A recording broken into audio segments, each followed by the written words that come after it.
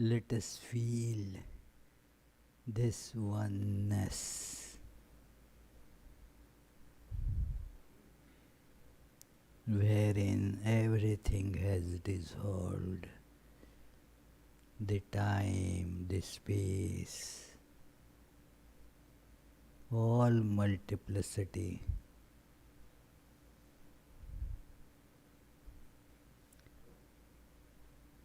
Only this light of the Self, this Satchidananda, is there.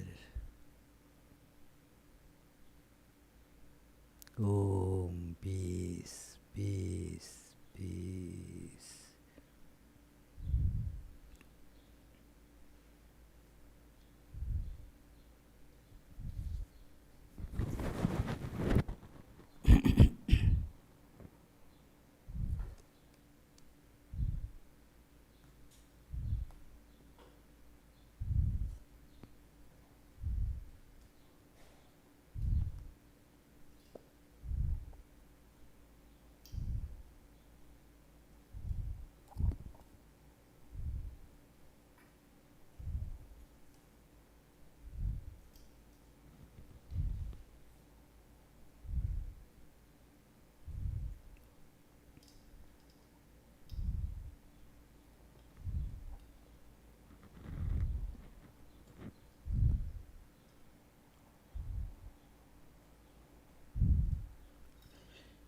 So, dear friends, let us begin this fourth class of this Tuesday's mysticism study this year. The topic of Plotinus is rather terse but very illuminating. And today's class is on one of his very celebrated writings, Happiness. It is very critically analyzed subject by Plotinus, and we can see that how the depth of the understanding there is so revealing, so illuminating. Let us begin with our usual prayers. Om Asato Ma Sadgamaya Tamaso Ma Jyotirgamaya Mrityormam Amritam Gamaya. Om Shanti Shanti Shanti. Om. Lead us from the unreal to the real, from darkness of ignorance to light of knowledge, from the divided mortal existence to the undivided immortal existence. Om, peace, peace, peace.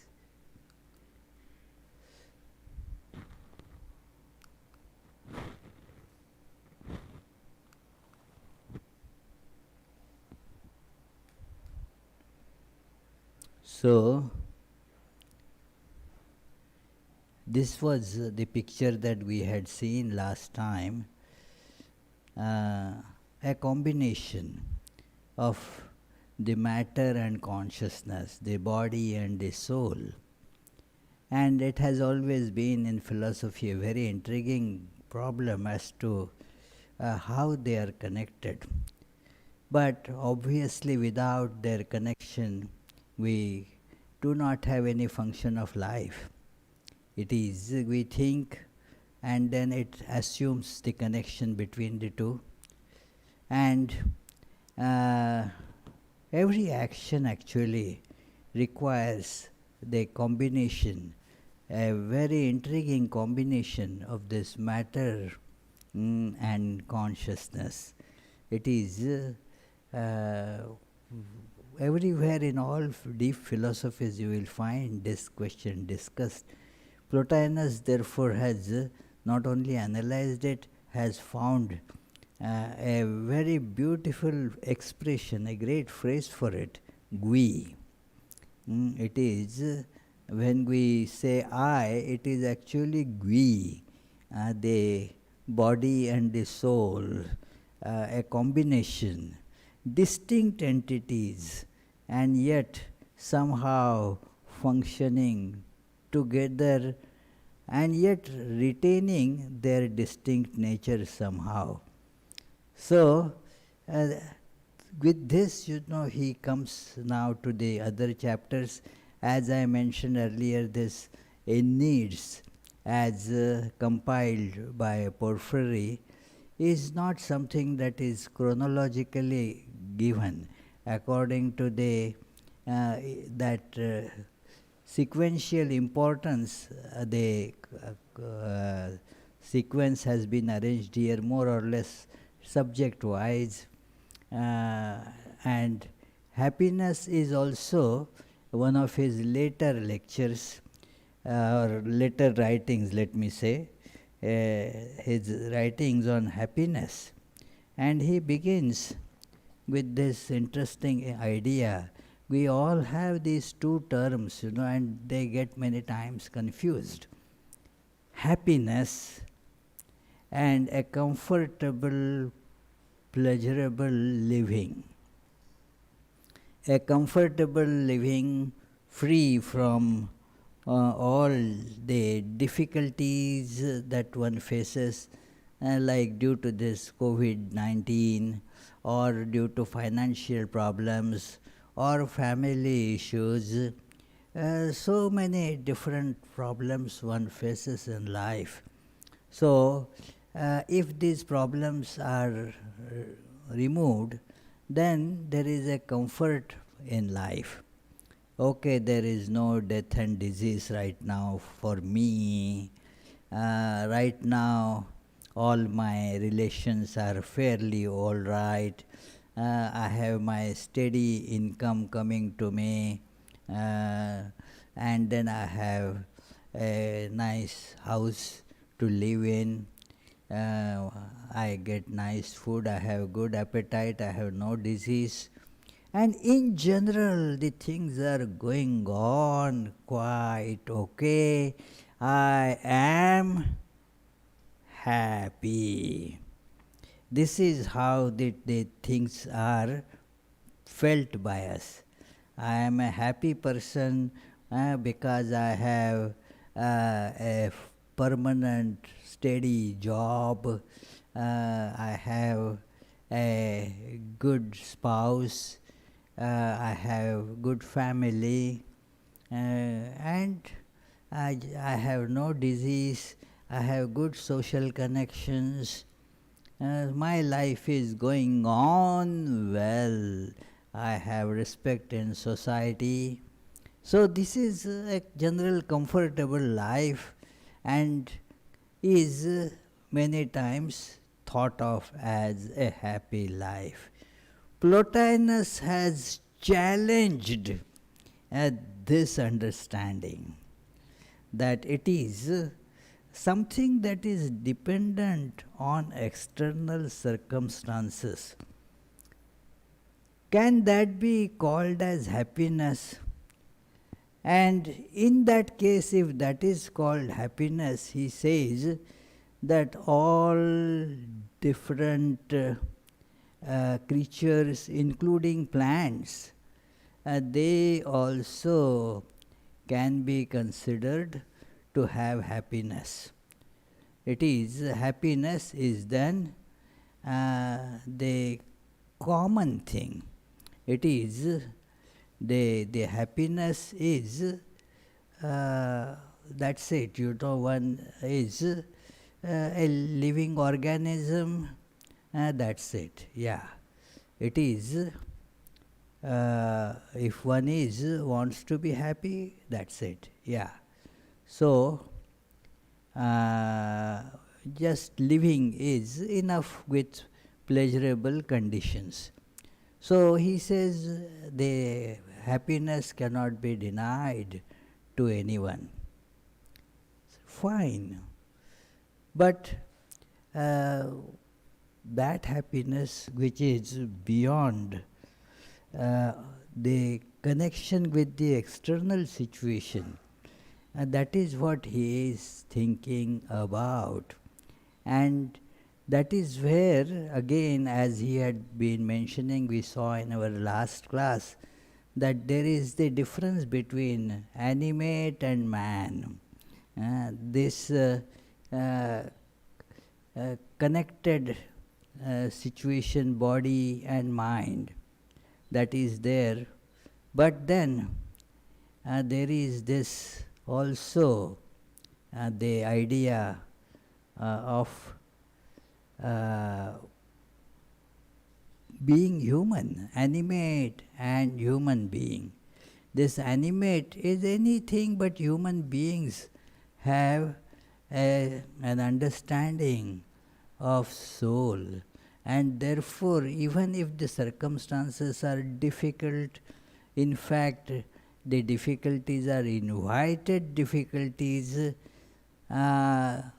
yet there is this great distinction that human beings human beings automatically make, which animals do not make, that he is pointing out to. That is what is good and what is pleasurable. Those who remember studies in Vedanta, like say Kathopanishad, the two words come, Shreya and Preya. Something that is really you go towards it because it is good, irrespective of whether it gives you pleasure or pain. You go for it because it is right, because it is good. And that gives us pleasure. Means a different sense of happiness, even though it is not in general a pleasurable thing. It is, for example, people take up lot of sufferings to perform some good things. They work hard for the benefit of others. They give up whatever money they have for the in general welfare of other people or other things. They undertake long journeys fraught with lot of painful things, and they feel happy about it. They feel happy when they are doing right things. On the other hand, they might have acquired lot of pleasurable things, but there is the feeling that I didn't do right. Then it generates a guilt feeling, and that becomes a torture. You do not feel happy, although the circumstances in general are quite fine. But there is this feeling of guilt. I was talking to a person some time back, and then that was the problem that came to fore, that there is this idea in that person of I have done things which are wrong, which I shouldn't have done. And although the result was pain inside, yet those who would see from outside, it is all comfortable. So, not doing something that is right is bringing pain to human beings.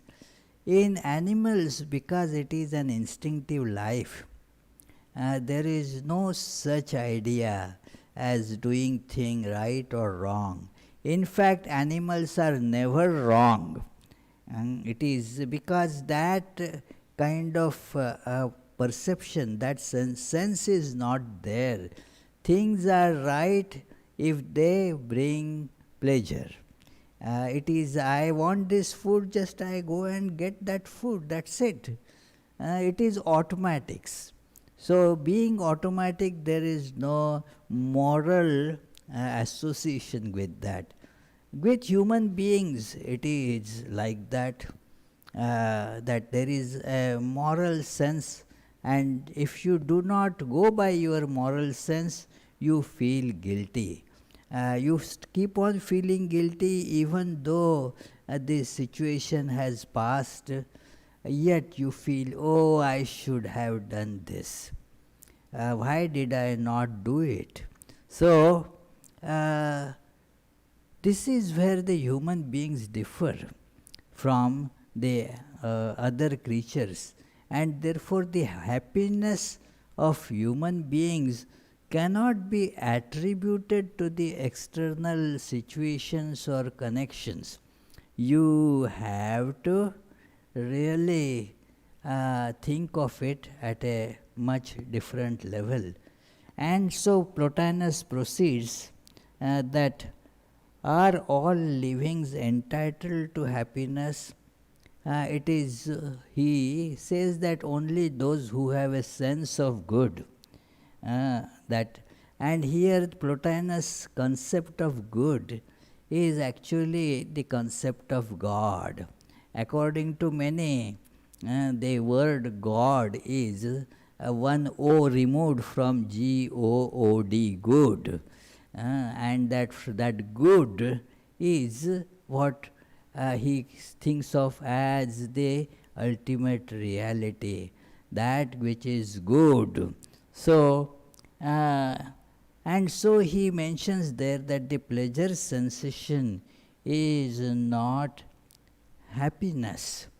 It is a titillation of nerves, and it is dependent on the external circumstances, and those very circumstances that gives pleasure at one time would give pain at another time.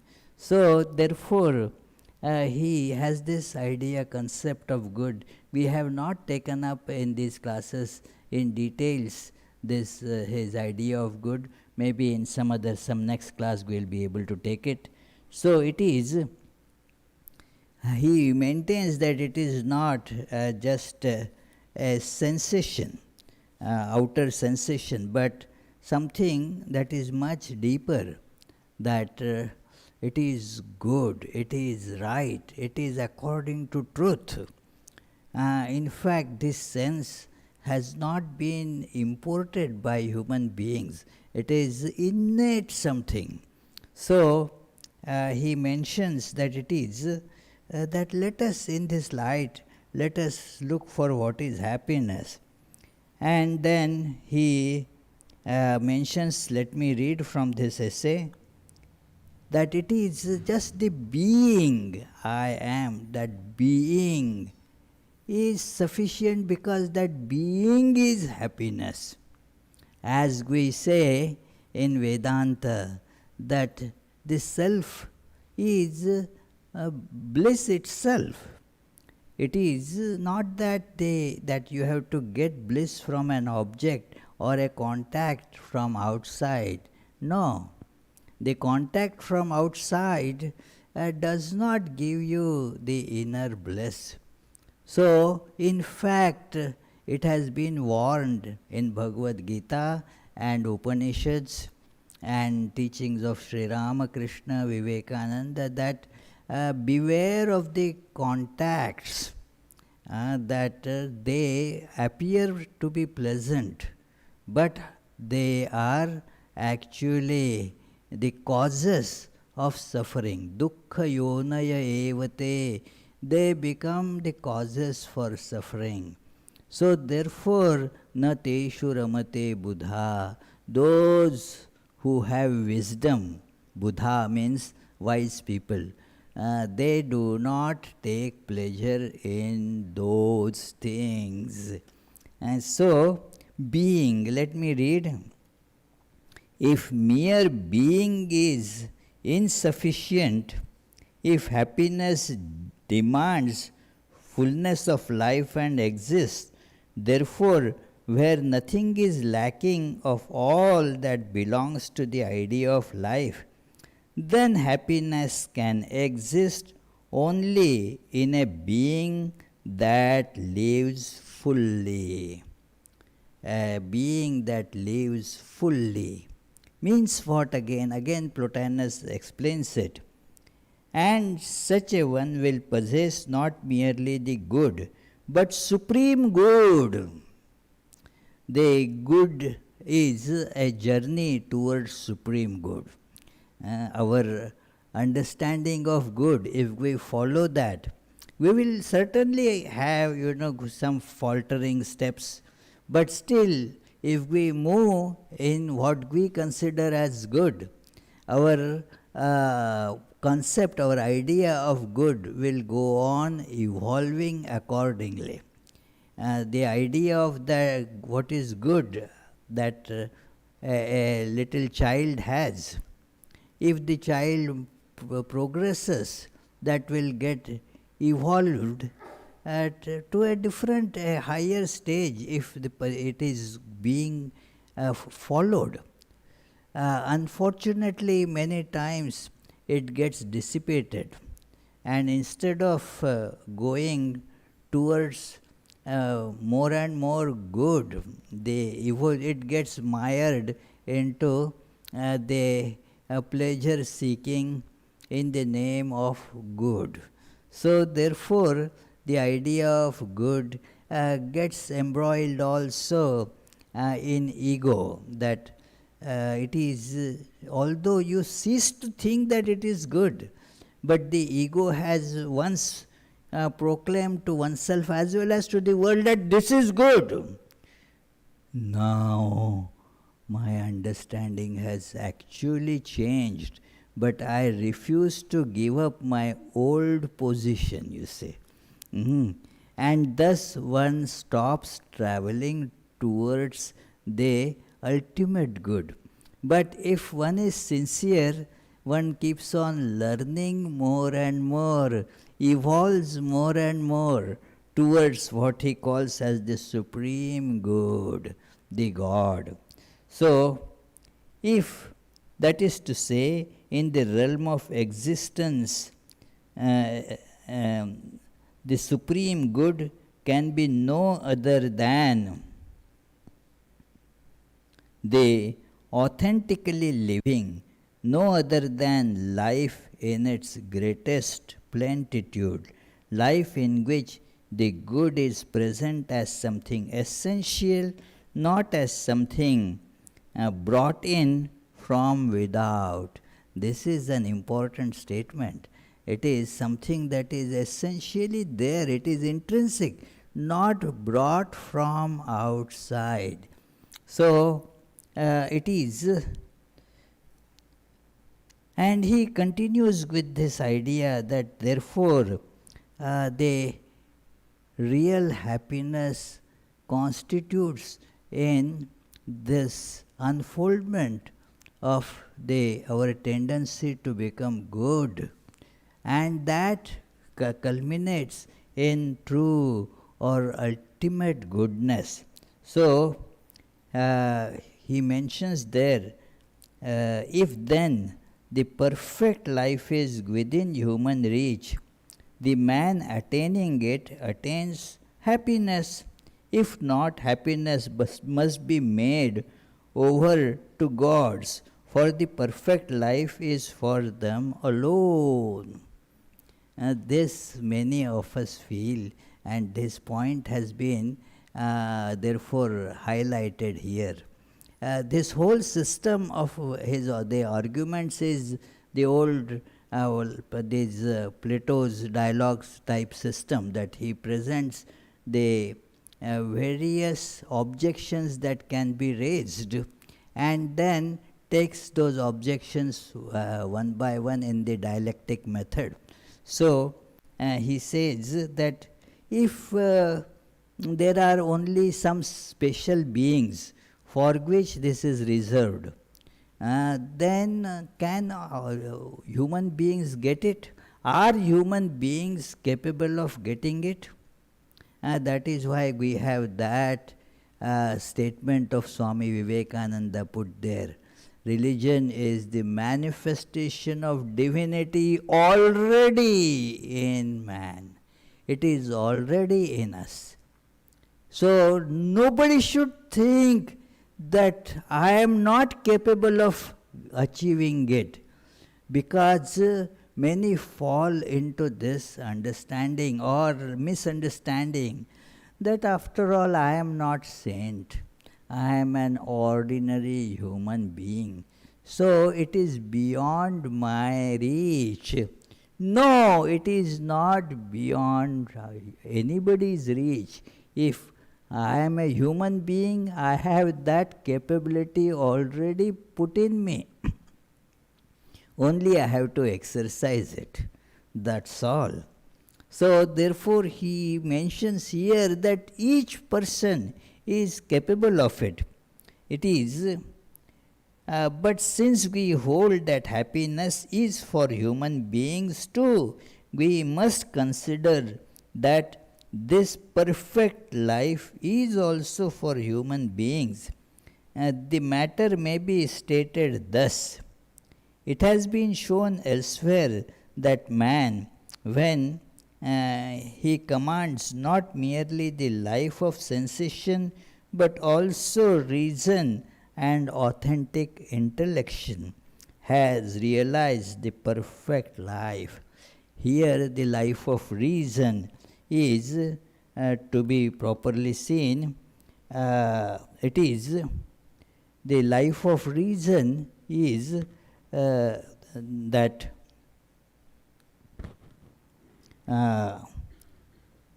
what we call life of Viveka. This is reason, here is the capital R. That reason, whether it is, as Buddha mentions, reason, whether it is permanent or impermanent, that it is, if things are not permanent, if you know it, you will not have attachment for them. So see the impermanent as impermanent. It is, reason is to be used in this way. Previously also I had occasion to discuss this point, and it is mentioned here as well, that the reason is of two types: the horizontal reasoning and vertical reasoning. Horizontal reasoning is, even though you know what it is, you keep on trying to get more and more details of it. You know that it is after all a mirage. There is no true water of it, true real water there. But then you calculate whether one bucket full of mirage water or 50 bucketfuls of mirage water. There is no water, that thing is pushed aside, and you keep on calculating the details of that which really doesn't exist. So this is called horizontal reasoning. That all the academic research and all is really based on this kind of horizontal reasoning. That you know that it is not real, it is not proper, but yet you have to do something, so don't look at that side. Continue with your that horizontal reasoning here. It is, I was talking to a mathematician about this logic. He said, well, if you take that level of reasoning, that level of logic, then all mathematics stops. So if since all mathematics stops, what are we going to do? All our university classes will stop, grants will stop, everything, all that will stop. So don't look at that. And continue manipulating that which is, unreal, but still keep on manipulating it. So it is, that is the horizontal reason. Sri Ramakrishna and such great incarnations like Buddha, Jesus, Chaitanya Mahaprabhu, they showed how the vertical reasoning is. That, okay, this level of existence is not able to give you the perfect happiness that you are seeking, okay, don't look at it, drop it there. This is the meaning of renunciation. If you have already seen that this cannot give you the perfect happiness, this is not perfect life, it drops off and you move higher. So that is how the vertical reasoning, that okay, thus we see Sri Ramakrishna explains that he saw, examined and saw that all that is name and form comes and goes, and therefore he concluded it is impermanent, it is unreal. And what happened? Therefore the mind refused to dwell on those things. This is a vertical reasoning, that all he saw that people go to attain to various, the degrees, qualifications. What does it bring you? Lot of honor, respect in society, lot of money. Do I want that? No, I don't want it. It is again impermanent. Indulging in it again brings more sufferings, and therefore I do not want it. So this is a vertical reasoning. Examine a plane and then see what is there on that plane, and then see, do you want it? No. Then drop it. If you do not want it, then drop it. That is, do not keep on casting a kind of longing, lingering look at it. It is not real, drop it. That's it. Don't waste your energy and time on it anymore. So, this is that you go forward towards this idea, and then he points out here that the pleasure and well-being depend on external circumstances, and so they change because the external circumstances change. So what you were looking for to get as pleasure, the circumstances change and that becomes pain. It is, nobody goes actually to go and get pain. But what you go to get as pleasure, it switches the sides, as it were. It flips the side and it becomes pain. Not that there are certain things which are pleasurable and certain other things which are painful. Do you see this, Richard? Yeah, certain things, not that it is a distinction in things. That very thing which you thought will give you pleasure, had you thought that it is going to give me pain, you would never have gone after it. Why do I go after it?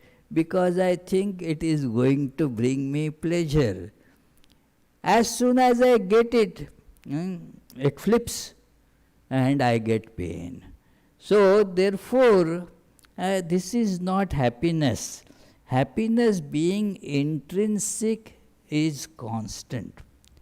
Happiness is thus something that is derived not from anything outside but from within. So this is a very important idea that we must remember about happiness. He proceeds further. His method, of course, being that school of Plato, and he is following that in his method, it becomes somewhat difficult. In the arguments are very philosophical, so one has to really pay attention to the language.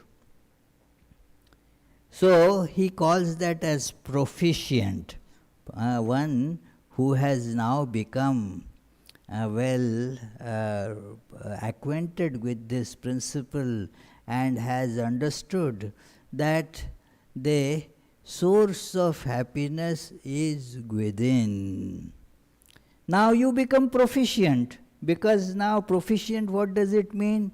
One who can execute things, one who has the skill, knows how to handle, then you are proficient. Like our Jitendra's upstairs there, he is quite proficient in doing this webcasting and such stuff, arranging the sound systems.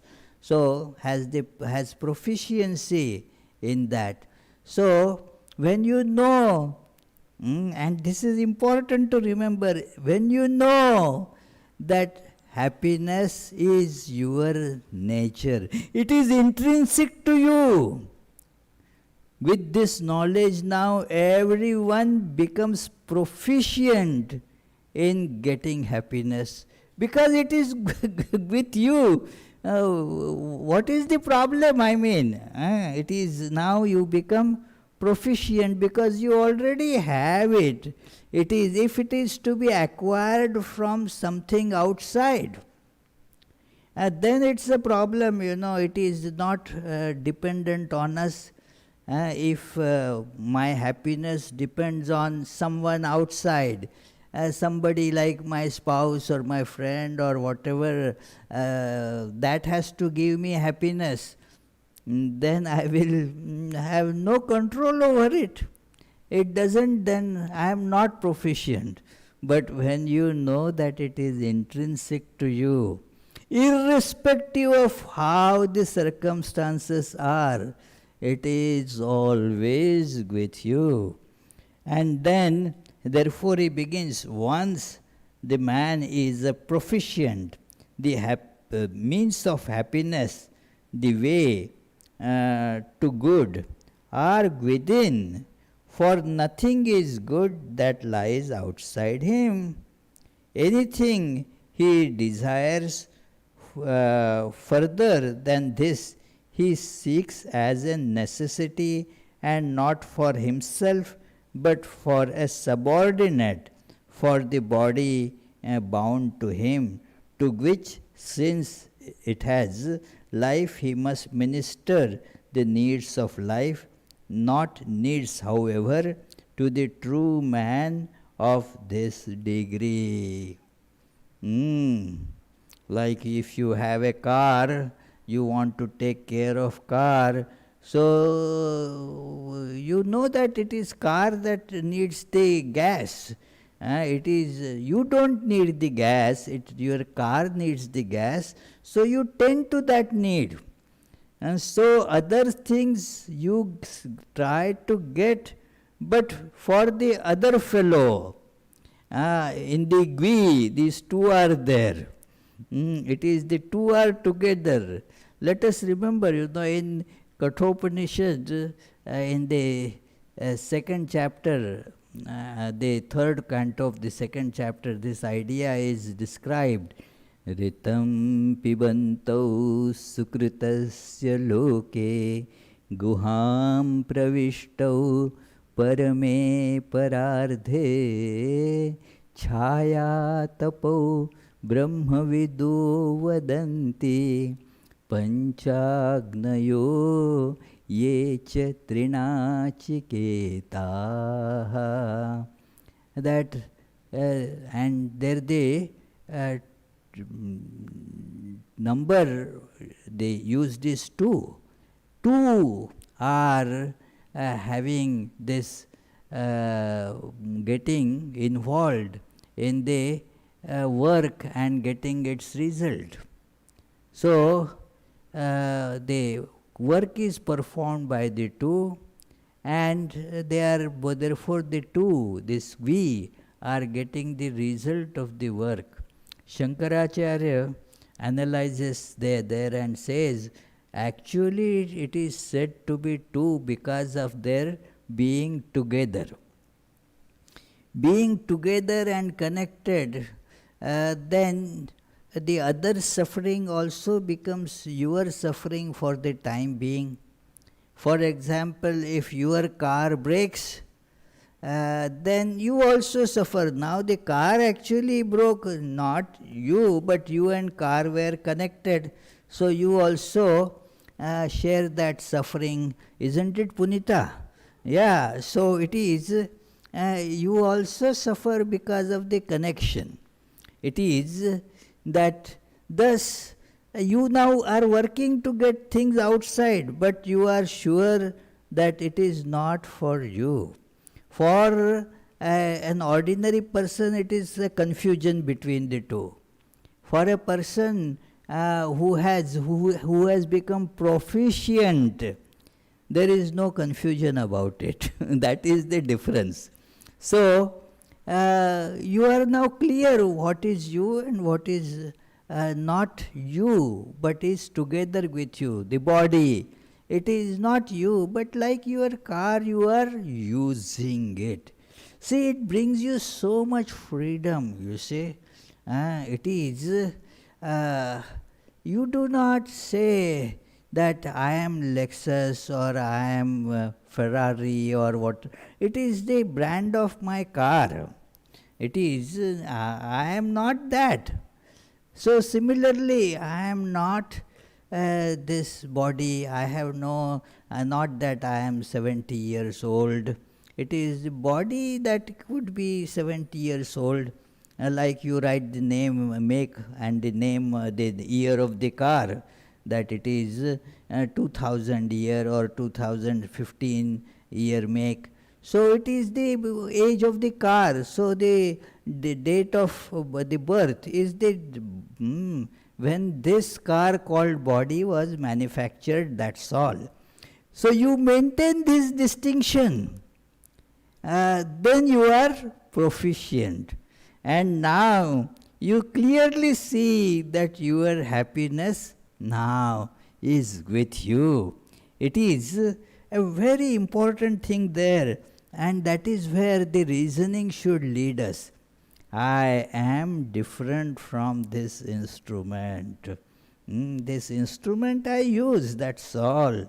But I really has no connection with it.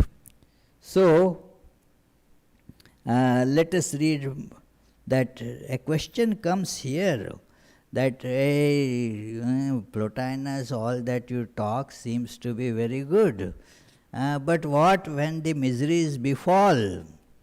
When you are having nice food to eat and nice place to live in, sitting in a nice armchair to give lectures like that, that is good. But suppose you fall sick, and suppose you are robbed by robbers and they thrashed you, left you bleeding. Now, will you not have that suffering? Will not that take away your happiness? Will your happiness, what you call intrinsic happiness, will that not get affected? It is exactly here that the lives of the saints come to fore, you know. When you know it clearly, it doesn't matter. Plotinus' thinking is so clear. He says that if that is this proficient, and then the person has substantial happiness, means the happiness that is substantial, not the happiness is the substance, not getting from somebody else. It is right as a result of your understanding that it is with you. It is right there. So he says that, look, that but what of sorrows, illness and all else that inhibits the natural activity? What of this suspension of consciousness which drugs or disease may bring about? Could either welfare or happiness be present under such conditions? And this is to say nothing of misery and disgrace, which will certainly be urged against us, with undoubtedly also those never failing miseries of Priam. It is some technical term, some Greek mythology or something, I am not sure. So, it is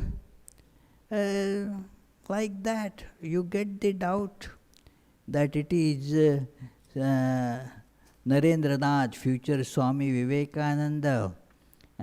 He was in the room there. Sri Ramakrishna was in his last days of mortal life. The body had become so emaciated that it was impossible for him even to lift his body. In that state, this Narendranath thought that he had mentioned so many times that the one who was Rama and one who was Krishna is in this body Ramakrishna. When the body was in fine condition, hey, that was all right. But I will believe if he says this in this emaciated condition, when his voice was so feeble, he could not lift his body even to change sides. He needed help. There was the bleeding going on, all the pus coming out from the sore on the throat. In such condition, if he utters this, then I will believe. He was just thinking. And even he says, I wouldn't have been more astonished if there had been a lightning, a thunderbolt striking in that room. I wouldn't have been so surprised. Before the thought was over, Sri Ramakrishna got up and in a very clear voice said, disbelief even now? Remember the one who was Rama, one who was Krishna, in this body, Ramakrishna. It is not by your standard of Vedanta, but really. The last part I am not going to discuss right now, but very interesting. But what it means is that is true. It is that even the external afflictions could not move this person from that state of happiness. His disciples always told that we have never seen him devoid of happiness. The question was asked to one of his disciples, that very beautiful answer, that why Sri Ramakrishna had to suffer. And Latu Maharaj, one of his close disciples, who was serving Sri Ramakrishna for many years, he said, well, why he had to suffer? First, let me tell you, we never saw him suffering. What a clear-cut answer. He was always immersed in bliss and was distributing bliss. That was his life. Bhagavad Gita says about this being proficient and being full of this sense of ultimate good, that is God, what Plotinus is talking about. When that person has seen that God, it is, Bhagavad Gita describes, that awareness does not go away. Yasmin sthito na dukkhena gurunapi vichalyate. In that state, even if huge pain and suffering that person is subjected to, does not budge from this understanding that yes, I am divine, my nature is bliss. When the nature is that, you don't need to do anything. By, you see, washing salt, you cannot remove the saltiness of the salt, it is intrinsic to it. Let me give it one wash, two wash, no, it remains salty. So, exactly like that, the external circumstances will never be able to take that intrinsic happiness. This is how. So, it is he continues to tell that look, it is if the happiness was not caused by any of these circumstances, the circumstances were not the cause of happiness, and so they will not be also the cause of its going away. If this situation did not contribute anything to happiness, it all was intrinsic. Do you get the point? Since it was all intrinsic, the external situation, if it changes, it will not be able to take it also. It does not go away. So, as Upanishad says, that it does not increase by the situation, or does not decrease also by change of situation, because it is intrinsic. So, therefore, and you see that in life of great sages, Jesus was being crucified. Did his awareness change? No. He knew that that is going to happen. And so he was unflinching, he was showering blessings on those who were crucifying him. How could that be? Because his joy, his happiness was not dependent on circumstances. So this is an important idea that one must see here, that let me read. And so in all pain he asks no pity.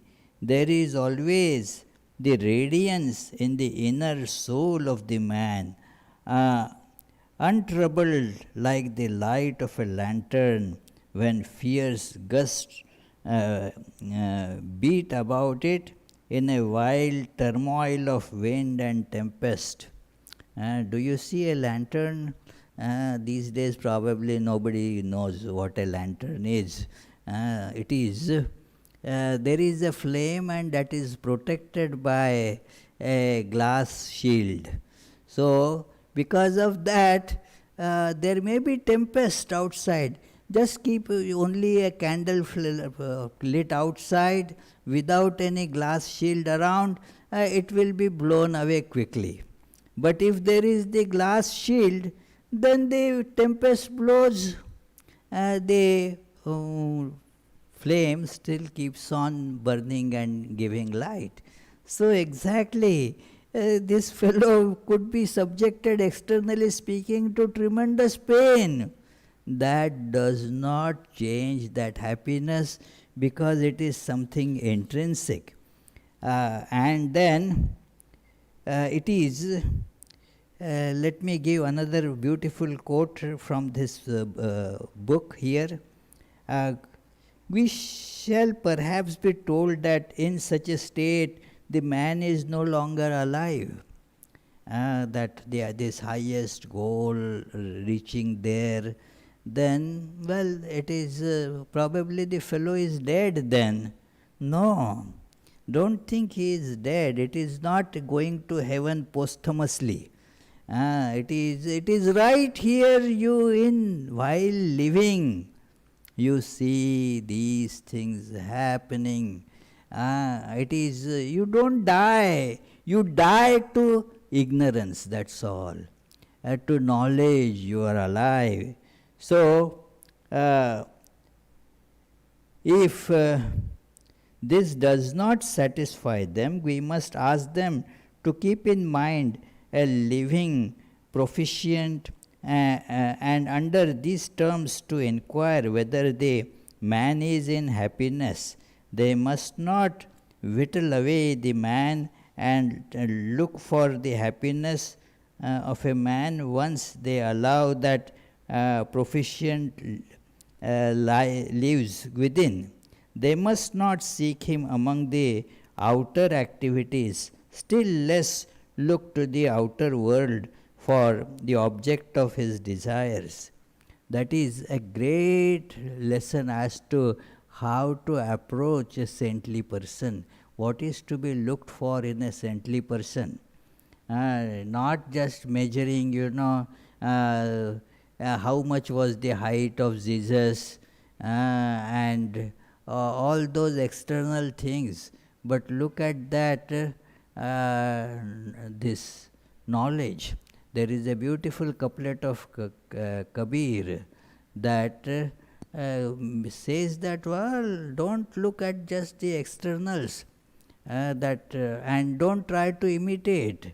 If you have such clumsy looking beard of Sri Ramakrishna and develop that kind of beard, does it make you Sri Ramakrishna? That is not the way to follow Sri Ramakrishna. This is, so Kabir says there that you look at the जाति न पूछे साधु की, पूछ लीजिए ज्ञान, मोल करो तलवार का, पड़ा रहन दो म्यान. That it is, look at the knowledge, the wisdom that he exudes in life. Look at the sword inside. Don't look at the external sheath. So that is the way to look at the saintly life. So this is how this beautiful essay is. I would request you to read it in original. We just original in the sense in English language from the book, rather than just what excerpt we saw in the class. So we shall think about a little bit, and then if you have questions, please ask.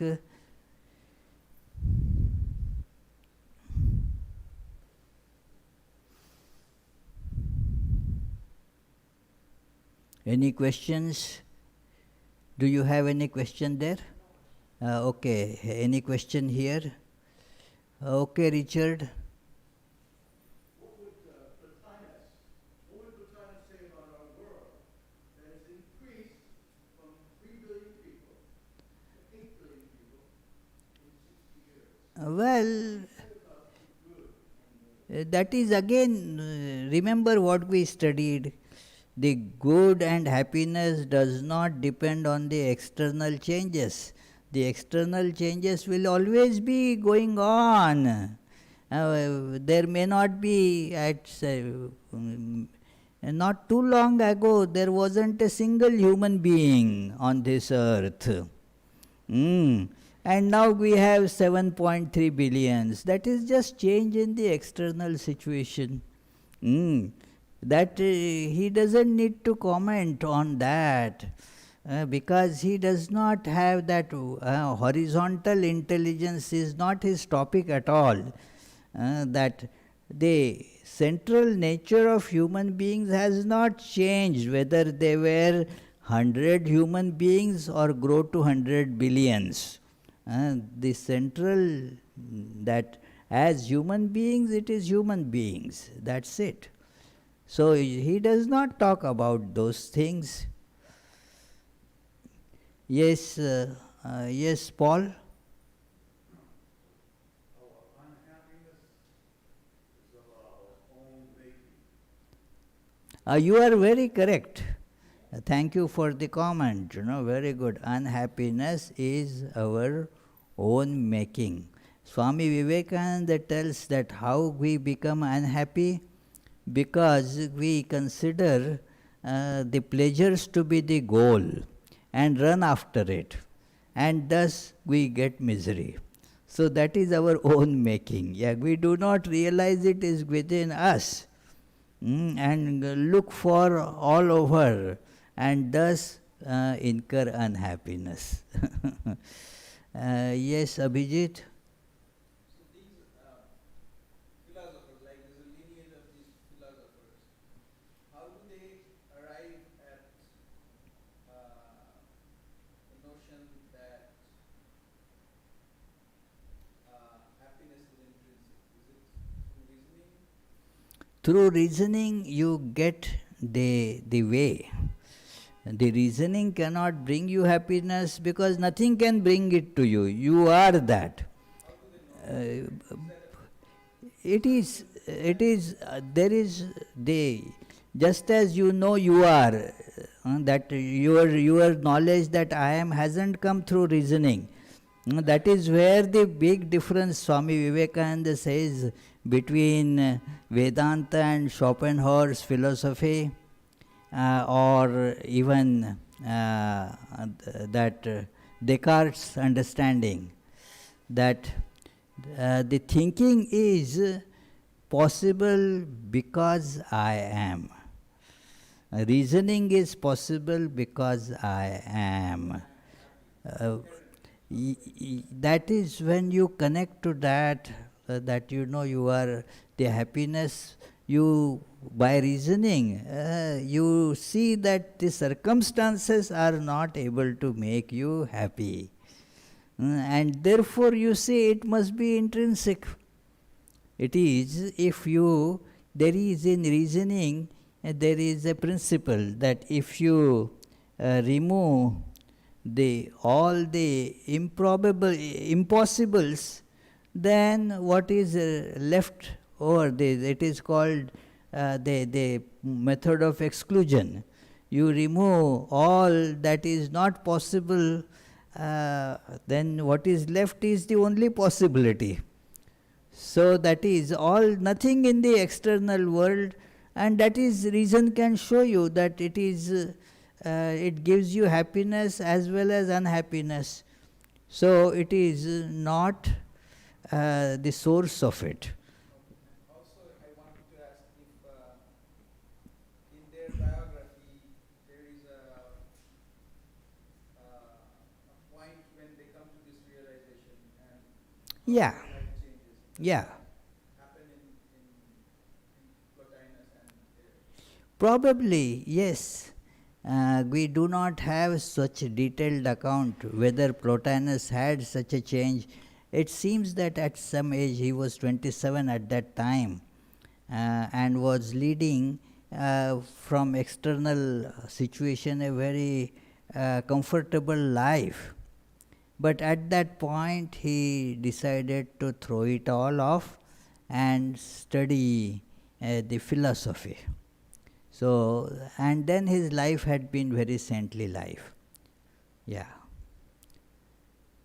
So, let us conclude with the closing prayers.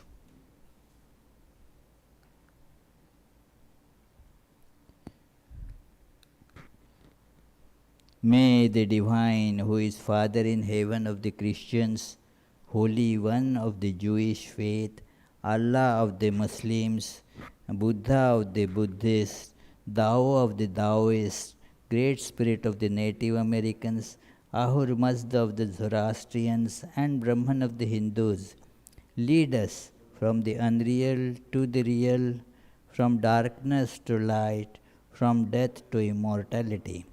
May the all-loving being manifest himself unto us and grant us abiding understanding and all-consuming divine love.